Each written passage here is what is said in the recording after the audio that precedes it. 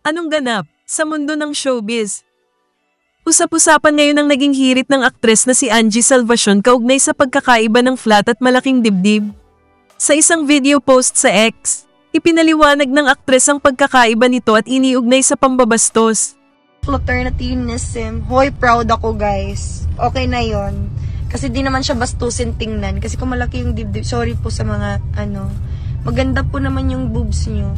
Pero pag flat kasi di bastusin, kahit anong suot mo, kahit mag-tube ako, di ako mababastos.